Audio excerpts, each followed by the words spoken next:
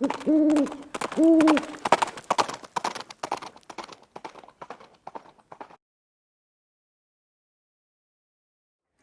guys, Viejo here, and it is the first weekend in June in 2023. Shaping up to be a nice day outside here. Sun's coming out, 67 by 67 here in the garage, 67 degrees and 67% humidity. I got a new-to-me firearm I wanted to show you guys because you're going to be seeing it in some of the upcoming shooting videos and so forth. You guys know that I have that Kimber Commander size 38 Super 1911 that I really liked. It shoots really well. But I've been looking for another one, and there's only a couple that are available in California that are on our roster. So I picked this one up.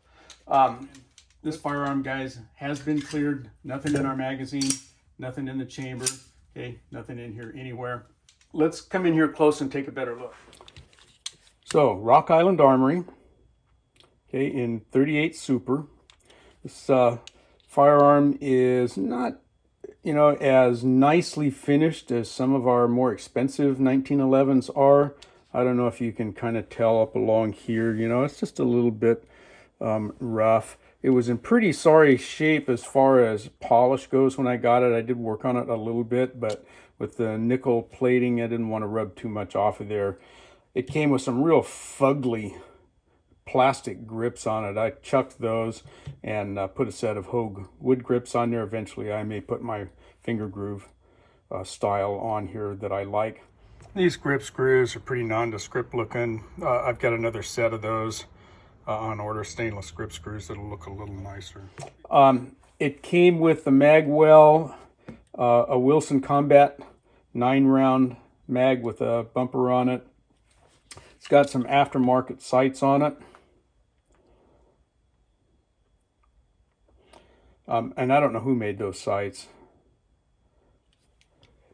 I took it all apart when I first got it. It was kind of dirty. In fact, the internals were filthy. It looked like it had never been taken apart. So I took it down to the studs, cleaned everything all up, put it back together. And it seems to be usable. I took it to the range and shot some of the hand loads through it that work well in my Kimber. And I'll clip in a little bit of video from that outing and show you how it did there. Let's see what else about it.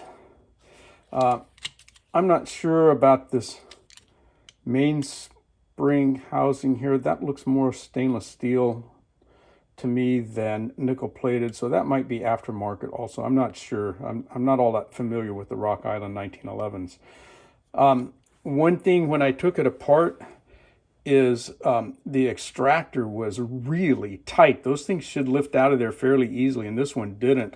I had to make a kind of a long stem plastic punch and come in through the front of the slide and tap that thing out of there. I worked on it a little bit, and it's a little better than it was, but I need to work on it more. I'm not going to take it apart again just to do that right now. I'll wait until I've got a good excuse to tear it all down again. It's not that essential to get in there and clean that out that often anyway, as far as the extractor goes. But that's all, kind of a tricky maneuver, at least in my mind. You don't want to run anything metal against the hook that's up there on this end of the extractor. You don't want to damage that. So I was real careful with it, and it did tap out of there, but I wasn't real thrilled about that. About having to do that in the first place. The barrel itself seemed to be in really good shape. Didn't look like it had that many rounds through it at all. I don't know that for sure. It was on consignment at one of the local gun shops, and I picked it up because I'd been looking for one for quite a long time.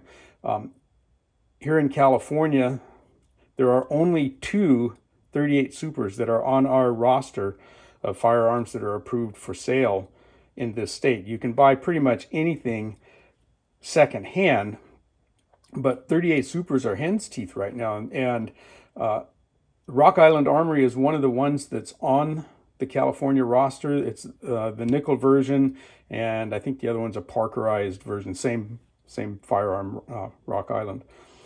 and my Kimber Commander size. That's it. Those are the only two that we can have at the moment legitimately as new firearms. So I'd been looking for one secondhand for a year, and this one finally came up, so I grabbed it. I probably paid a little more than I should have for it, but nonetheless, now I've got two firearms in 38 Super, and as you guys have seen, I've really come to like the caliber. It's a fun one to cast and reload for. As far as the measurements go, this gun weighs right at 2.5 pounds as you see it here. No rounds in the chamber, nothing in the magazine with that Wilson Combat mag on there. And end to end, this guy's about 8.5 inches long. And from the top of the sights to the bottom of that mag well, 5 3/4 or so. All right, 2.5 pounds. Not a real light firearm, of course, but that's how it measures up as far as the dimensions go. Let's try the trigger pull here, and we're going to be using our Lyman trigger pull gauge.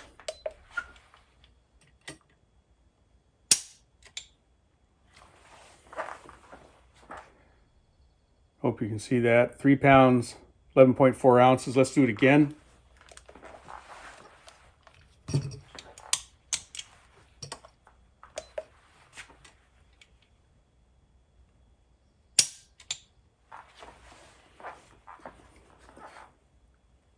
Okay, 3 pounds, 7.3. So a decent trigger pull. So let's go ahead and put in some of that shooting video. I shot 3 loads that have worked well in the Kimber.